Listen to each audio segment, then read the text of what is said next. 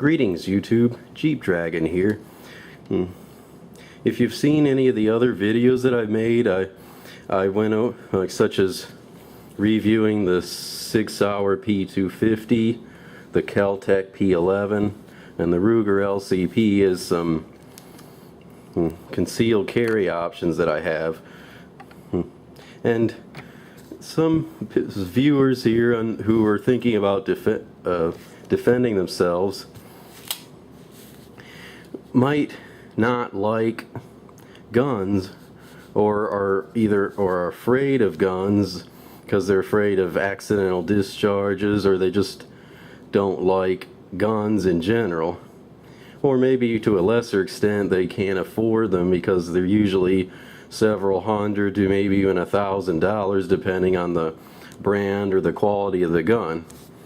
For those of you who don't like to carry a gun or can't afford it or just like another option, this video is for you, because I'm gonna completely ignore guns for this video and show you other options. First off,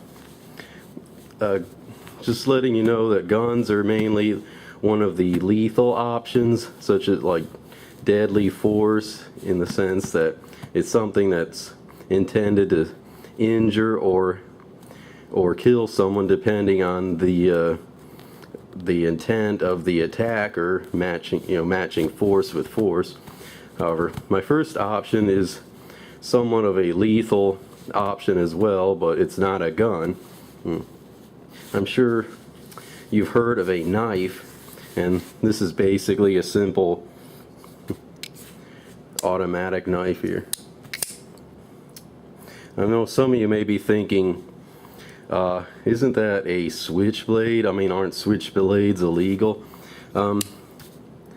As far as I know, I got this from the gun show the same day that I bought this one here, this Ruger LCP, and I've asked several vendors who are selling a bunch of these, and they said they're completely legal, at least in the state of Florida. And I actually bought this one.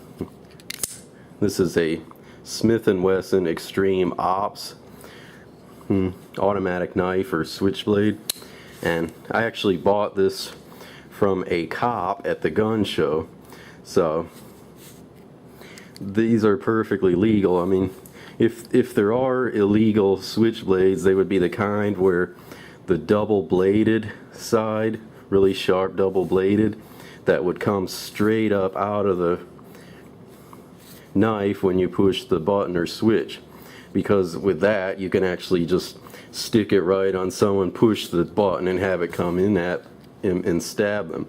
However, this one, the switch has nothing to do with the lethality, or whatever, if that is even a word.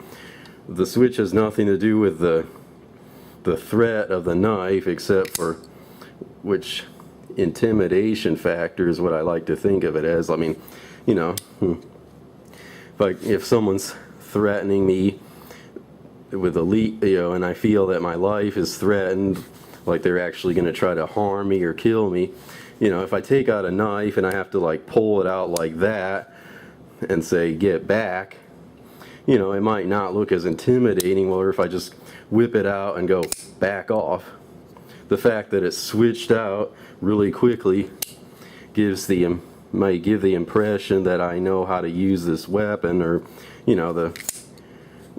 the actual sound effect. I just got this mainly because it's a cool knife, and I think the automatic blade popping out is more of a intimidation factor. That's mainly I got. It's just it's really easy to get the blade out, and it just looks more intimidating as far as a self-defense. Now, of course, I'd never want to use this on a person. I mean, this blade isn't even sharp. It may look like it is, but look, I can move my thumb right across the blade like that. Now, if it was sharpened, I would be bleeding, but I didn't feel a thing. It didn't do anything, so it's not sharpened. It's just basically a, an everyday knife, utility knife or so that you'd use to open boxes or whittle sticks or something, until actually you sharpened it. But that's another self-defense option that can actually penetrate your attacker if they're trying to harm you or kill you. That's not a gun. Anyways, for those of you who don't like guns or knives, here's another option. Well, by the way, thing isn't too expensive. It's only like $30 to $35, so a lot cheaper than a gun. Anyways, this may look like a cell phone. I mean, this is actually just the holster for this, but this is actually a 2.8 million volt stun gun, and it's really affordable. I only got this for like $30, and supposedly it can, if you were to use this on someone, if you hold it on them for like 3 seconds, like shocking them, it supposedly will take them down for like 15 to 20 minutes. Plenty of time to stop a lethal attacker if you happen to get right up to him. But let's see. Here's the button. Of course, it's turned off, so it's not going to work. But one thing, I don't know whether I like it or not about this, is it has a safety pin with something that would go on your wrist. So like if someone was to grab this away from you and yank it off, this thing cannot zap without the safety pin. So you'll switch it all the way up and push the button. Nothing's going to happen. So the safety pin has to be in there. I mean, I'm not actually gonna push the button here and make it zap, because it's really loud and I don't want to disturb my neighbors in the apartments right across from me or below. It's pretty noisy actually. But let's see. What's cool about this is that it can also function as a flashlight. So you push the switch up just right to the middle, this thing lights up here, and it provides a nice blue light. Anyway, so you can also use it as a flashlight.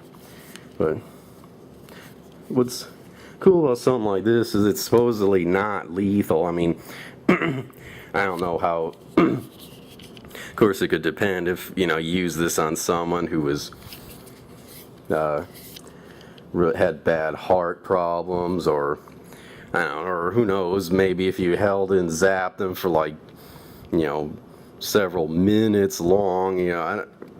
I'm no expert at stun guns. I've never even used this before, but supposedly the higher the voltage, the longer they'll remain on the ground, be kind of debilitated before they can finally gain their senses. But at the gun show, the vendor was also selling stun guns that were disguised as cell phones, and at first I was interested in that until I found out that they weren't nearly as effective as this one. Like, he recommended this one as the one that can stop an attacker. He said like the cell phone ones probably weren't even like 5,000 volts or whatever, but this is 2.8 million volts.